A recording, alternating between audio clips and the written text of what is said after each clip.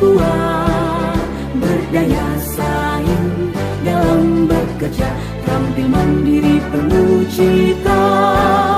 Jadilah kita generasi bangsa, potensi yang unggul merata, berwawasan tinggi, berbudi mulia, giat belajar, selalu berusaha. SMK bisa raih prestasi, ukir masa depan, menerjang zaman menyongsong pembangunan. Siap, sedia, dan selalu bangga, dari SMK untuk Indonesia.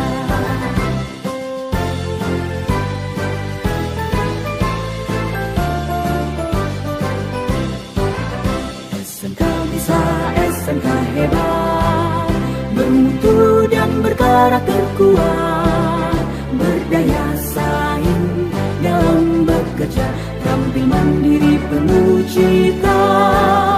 Jadilah kita generasi bangsa, potensi yang unggul merata, berwawasan tinggi, berbudi mulia, giat belajar, selalu berusaha. SMK bisa raih prestasi, ukir masa depan, menerjang zaman menyongsong pembangunan. Siap, sedia, dan selalu bangga, dari SMK untuk Indonesia. Dari SMK untuk Indonesia. Dari SMK untuk Indonesia.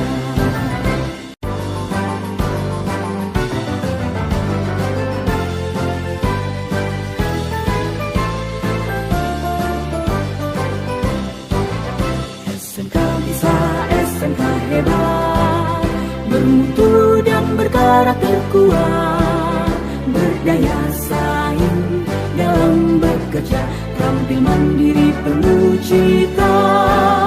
Jadilah kita generasi bangsa, potensi yang unggul merata, berwawasan tinggi, berbudi mulia, giat belajar, selalu berusaha. SMK bisa raih prestasi, ukir masa depan, menerjang zaman menyongsong pembangunan. Siap, sedia, dan selalu bangga, dari SMK untuk Indonesia.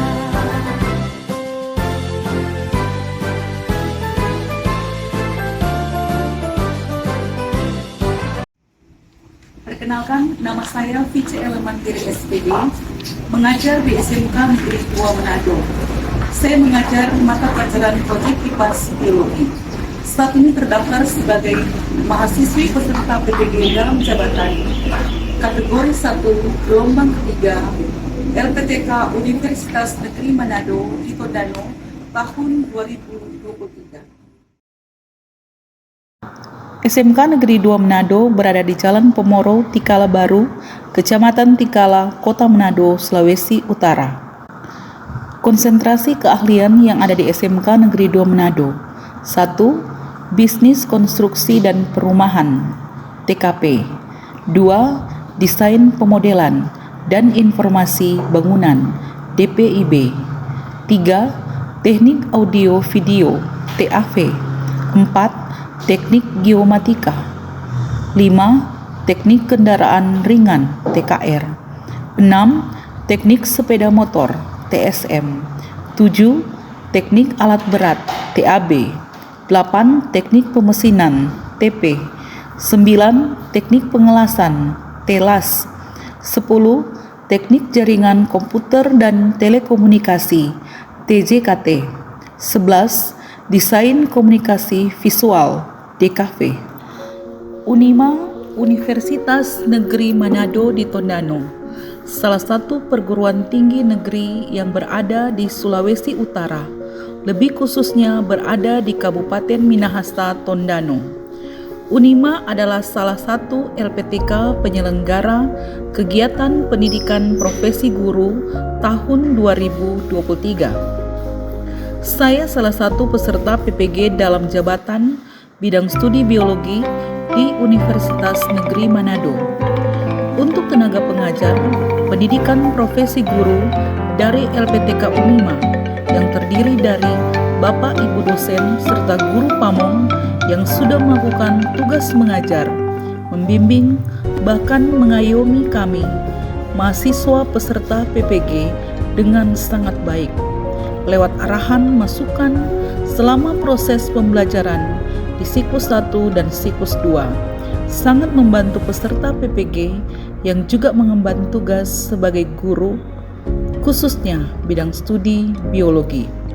Selama kegiatan PPG, kehadiran admin sungguh sangat membantu kami sebagai peserta, baik kegiatan di LMS, Zoom meeting, dan menyiapkan administrasi.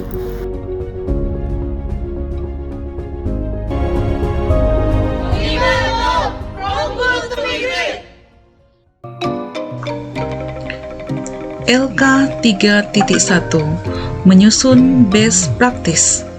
Menyusun cerita praktek baik atau best practice menggunakan metode STAR. S. Situasi, T. Tantangan, A. Aksi, R. Refleksi, hasil, dan dampak terkait pengalaman mengatasi permasalahan peserta didik dalam pembelajaran. Lokasi SMK Negeri 2 Manado. Lingkup pendidikan Sekolah Menengah Kejuruan.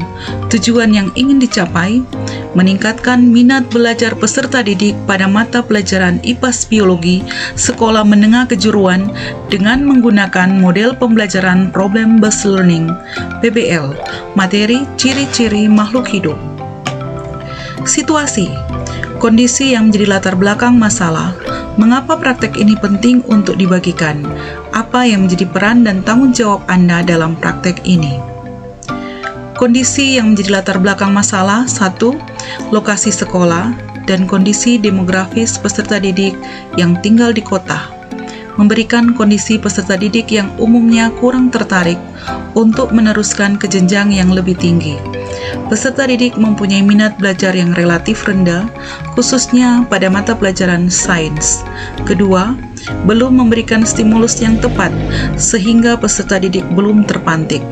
Ketiga, literasi sains peserta didik yang relatif rendah, membuat proses belajar mengajar menjadi beban bagi peserta didik, sehingga minat belajar terhadap mata pelajaran IPAS juga rendah.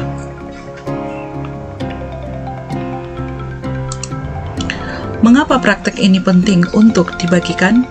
Praktek ini penting untuk dibagikan karena penulis ingin membagikan dampak model pembelajaran ini, yaitu 1.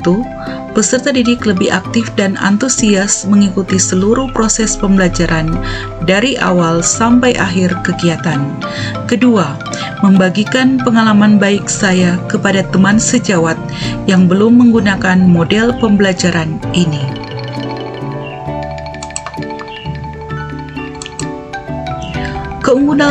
Keunggulan model PBL diantaranya: 1. Pemikiran kritis peserta didik dan pemikiran kreatif peserta didik dapat dikembangkan. Kedua, meningkatnya kemampuan memecahkan permasalahan pada peserta didik dengan mandiri. Ketiga, meningkatkan motivasi peserta didik dalam belajar. Peran dan tanggung jawab saya dalam praktek ini: penulis berperan sebagai fasilitator dalam praktek ini, diawali dengan menyusun perangkat pembelajaran, membuat LKPD, menyiapkan media pembelajaran berbasis TIK, dan konsep pembelajaran yang inovatif dan menarik, sehingga mampu meningkatkan minat belajar peserta didik pada mata pelajaran IPAS Biologi. Tantangan: apa saja yang menjadi tantangan untuk mencapai tujuan tersebut? Siapa saja yang terlibat? Apa saja yang menjadi tantangan untuk mencapai tujuan tersebut? 1. Memikirkan konsep yang menarik dan inovatif sehingga peserta didik tertarik dengan materi yang diberikan. Kedua, meminjam laboratorium DKV karena ruang belajar yang belum siap.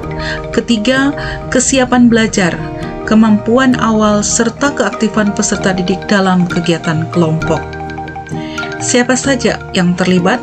1. Peserta didik kelas 10 DKV sebagai sentral proses pembelajaran. 2. Guru sebagai fasilitator.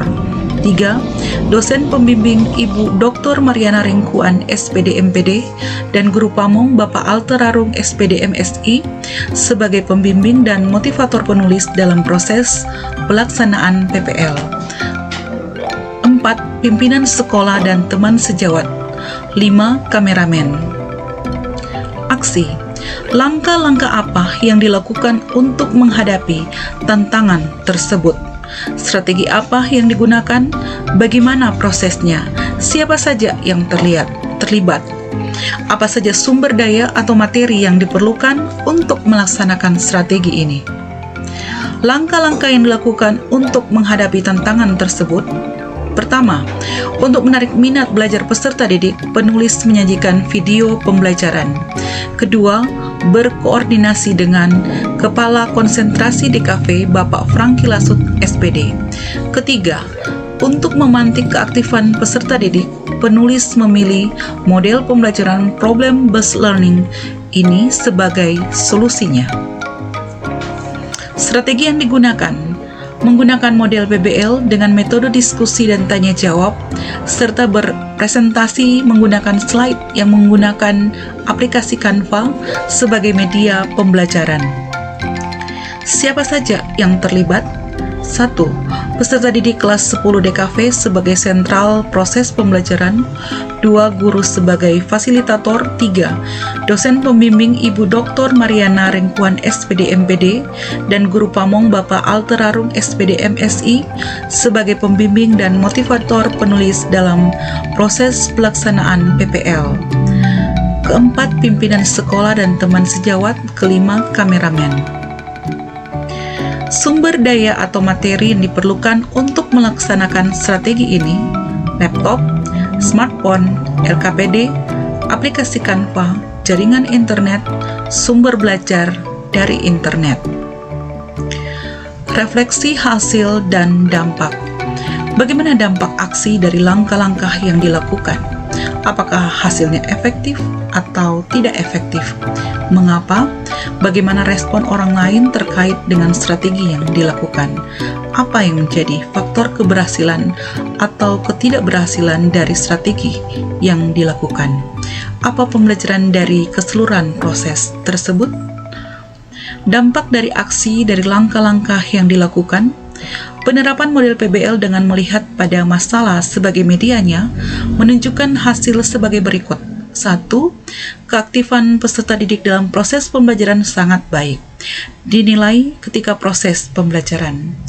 Yang kedua, dari refleksi yang dilakukan, peserta didik memberikan respon bahwa pembelajaran dilakukan menyenangkan, walaupun sedikit tegang karena ada tamu baik guru, teman sejawat, guru pamong, bahkan kunjungan dosen pembimbing. Apakah hasilnya efektif atau tidak efektif? Penilaian berdasarkan beberapa aspek berikut. 1.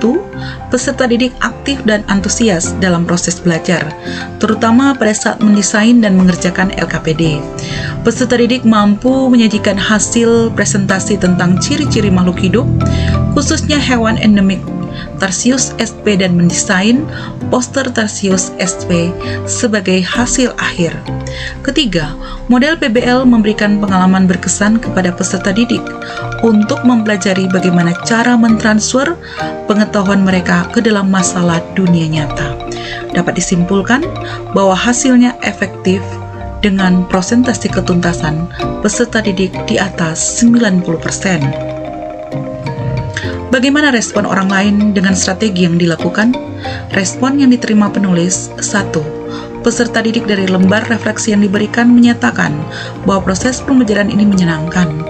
Kedua, teman sejawat Ibu Anita Muningka SPD selaku guru proyek IPAS memberikan catatan bahwasannya materi yang diberikan kontekstual serta proses pembelajaran yang berjalan lancar dan diikuti peserta didik dengan baik. Ketiga, PPL ini terlaksana dengan baik, salah satunya dengan dukungan pimpinan sekolah tempat dilaksanakannya PPL, yaitu SMK Negeri 2 Manado. Apa Apa yang menjadi faktor keberhasilan dan ketidakberhasilan dari strategi yang dilakukan? Yang menjadi faktor keberhasilan pertama, penguasaan guru mengenai materi, model, dan metode pembelajaran yang diterapkan. Kedua, kesiapan belajar, keaktifan dan antusiasme peserta didik. Ketiga, dukungan dari teman sejawat, terutama yang membantu persiapan, serta yang berperan sebagai kameramen. Keempat, sarana dan prasarana yang tersedia, antara lain laptop. Walaupun terbatas namun sangat membantu keberhasilan strategi yang dilakukan. Kelima, jaringan internet dan listrik yang baik. Apa pembelajaran dari keseluruhan proses tersebut? Pembelajaran dari keseluruhan proses antara lain: 1. Untuk meningkatkan minat belajar peserta didik dapat memanfaatkan media pembelajaran berbasis TIK serta materi pembelajaran kontekstual. Kedua, model PBL mampu meningkatkan partisipasi aktif dan antusiasme peserta didik dalam mengikuti proses pembelajaran. Ketiga, guru meningkatkan penguasaan pembelajaran yang inovatif sehingga meningkatkan hasil belajar peserta didik. Berikut adalah lampiran-lampiran.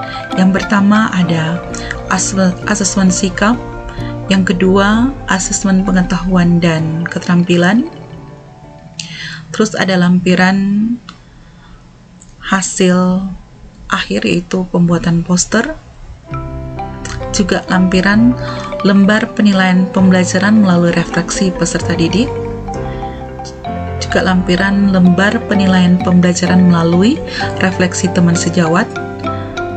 Di sini juga ada dokumentasi aksi, baik foto bersama dengan dosen pembimbing, juga kegiatan pembelajaran yang dimulai dari pendahuluan doa, juga menyanyikan lagu nasional, dan pada kegiatan inti mulai dari fase 1, fase 2, fase 3, fase 4, fase 5, dan pada bagian terakhir penutup yaitu kesimpulan. Di sini juga ada dokumentasi aksi, baik hasil poster, guru pamong, dan teman sejawat, dan juga dokumentasi bersama semua peserta didik yang ada di 10 DKV. Demikian yang bisa disampaikan. Terima kasih.